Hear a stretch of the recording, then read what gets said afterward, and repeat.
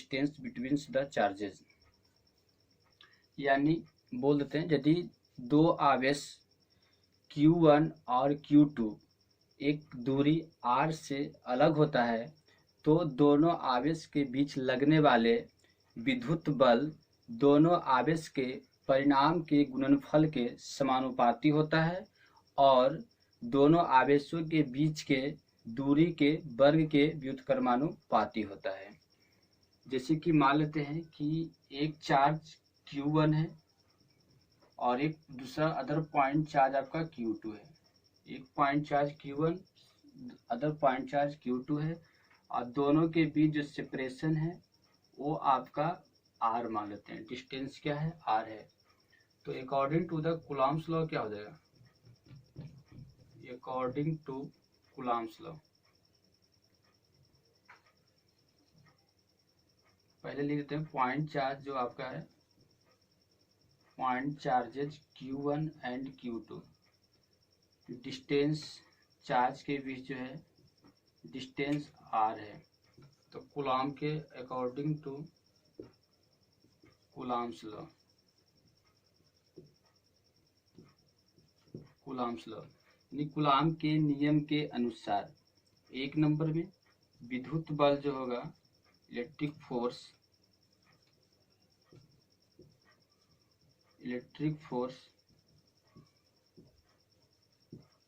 विद्युत बल Q1 और इंटू Q2, इसको मोड से आता है, mode of Q1 into Q2 के समानुपाती होता है, के समानुपाती होता है। पहली पॉइंट यानी प्रोडक्ट ऑफ चार्ज हो गया। विद्युत बल जो होगा जो product of charge Q1 into Q2 के क्या होता है आपका समानुपाती होता है। दूसरी पॉइंट क्या हो जाएगा?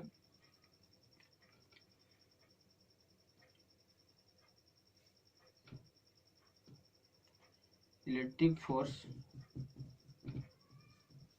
यानी इसको ऐसे भी सकते हैं डेट इज करके, that is F directly proportional Q1 और Q2, इस प्रकार से भी इसको लिखा जा सकता है। सेकेंड पॉइंट क्या हो जाएगा? इलेक्ट्रिक फोर्स R1 बटे R क्यूब R स्क्वायर, 1 बटे R स्क्वायर के समानुपाती होता है, 1 बटे R स्क्वायर के समानुपाती होता है। यानी आप ये भी कह सकते हैं कि R स्क्वायर के व्युत्क्रमानुपाती होता है, यानी इसको डायरेक्टली इस प्रकार से लिखा जा सकता है, F जो होगा डायरेक्टली प्रोपोर्शनल 1 बटे R स्क्वायर। तो दोनों इक्वेशन को जब एक साथ लेके चलेंगे, इक्वेशन 1 ये इक्वेशन 2, तो दोनों इक्वेशन को जब एक साथ चलते हैं लेकर समीकरण 1 और 2 से, तो क्या होगा यहाँ पर? F जो होगा directly proportional Q1 into Q2 और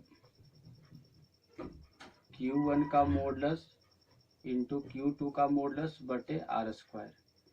अब यहाँ पर डायरेक्टली प्रोपोर्शनल है, यदि इसको इक्वल करना है तो आप यहाँ पर एक कांस्टेंट डालिएगा, जिससे कि आपका हो जाएगा यहाँ पर कांस्टेंट हम K के रूप में लेते हैं, तो K इंटू हो जाएगा Q1 और इंटू Q2 और बटे का आपका R स्क्वायर। तो इस प्रकार से कूलॉम के नियम का उपयोग करके दो पॉइंट चार्ज जो स्मॉल डिस्टेंस r से सेपरेटेड है उसके बीच लगने वाले इलेक्ट्रिक फोर्स फाइंड आउट किया जा सकता है। अब यहाँ पर ये जो K है इसको ये कांस्टेंट है और इस कांस्टेंट को यहाँ पर इलेक्ट्रोस्टैटिक कांस्टेंट कहा जाता है, इसे इलेक्ट्रोस्टैटिक कांस्टेंट कहते हैं। अब इस K का मान K बराबर इलेक्ट्रोस्टैटिक कांस्टेंट कहलाता है। यहाँ पर K बराबर जो होता है K इक्वल टू 1 बटे 4 पाई एप्सिलॉन होता है, और 4 पाई एप्सिलॉन कब होगा? जब दोनों चार्ज Q1 Q2 आपका फ्री स्पेस में रहेगा।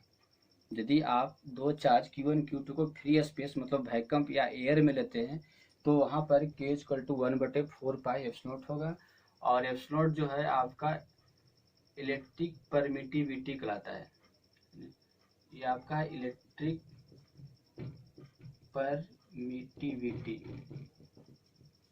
Permittivity of free space. Epsilon, इसको पढ़िए कैसे, एप्सिलॉन जो है एब्सोल्यूट नॉट है ना, इसको पढ़ा जाता है ई नॉट को एब्सोल्यूट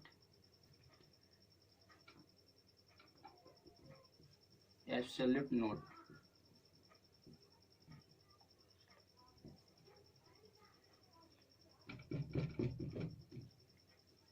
एब्सोल्यूट नॉट, यहाँ पे एब्सोल्यूट जो है electric permittivity of free space कहलाता है।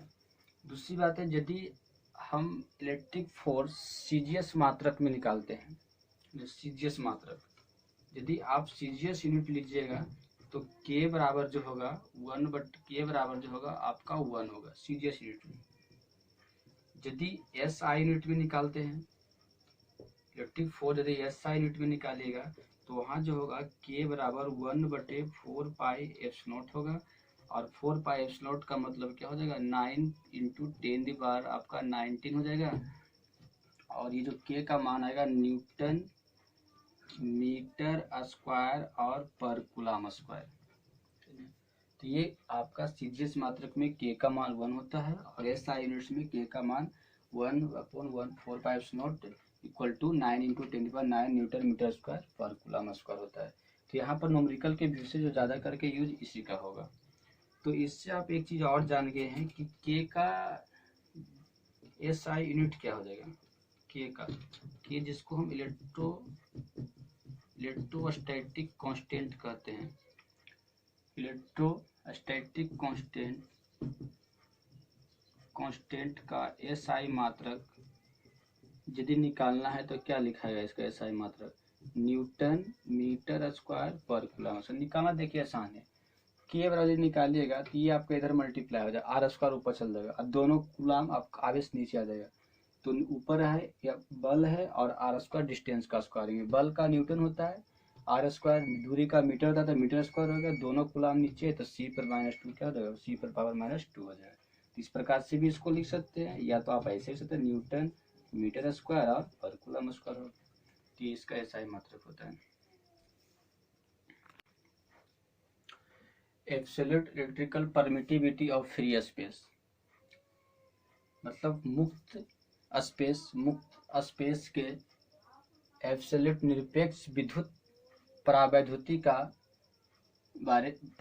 का जो यूनिट्स, डायमेंशन और वैल्यू क्या होता है इसके बारे में चर्चा करते हैं। यानी एप्सिलॉन का आप यूनिट क्या होता है ये निकालिएगा, जो भी बताए थे।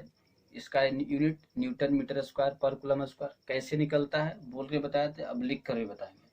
तो एब्सोल्यूट का यूनिट भी जानिएगा, एब्सोल्यूट का डायमेंशन क्या होता है, इसका डायमेंशनल फार्मूला क्या होता है ये भी जानिएगा, फिर इसका एब्सोल्यूट का वैल्यू क्या होता है। तो पहले आप निकालते हैं यहाँ पर यूनिट, तो इसके यूनिट के लिए आप जानते हैं यूनिट निकालना है। तो सिंस आप जानते हैं कूलम के नियम से, फ्रॉम कूलम्स लॉ, कूलम के नियम से आप जानते हैं कि F बराबर होता है 1/4 pi epsilon Q1 Q2 upon R square. तो इसलिए एप्सिलॉन इक्वल टू क्या हो जाएगा, एप्सिलॉन इक्वल टू हो जाएगा 1/4 पाई R इंटू Q1 Q2 बटे R स्क्वायर गुने F हो जाएगा। यानी इसको ये हो जाएगा ना, ये तो कांस्टेंट टर्म है 1/4 पाई, तो इसका तो कोई भी यूनिट नहीं रखाएगा, तो यूनिट को इसका रखाएगा जो वेरिएबल है, जैसे कि Q1 तो इसका कूलम हो जाएगा, ये भी Q है इसका भी कूलम हो जाएगा, ये R स्क्वायर इसका मीटर स्क्वायर हो जाएगा। अब फोर्स क्या होता है आपका न्यूटन होता है,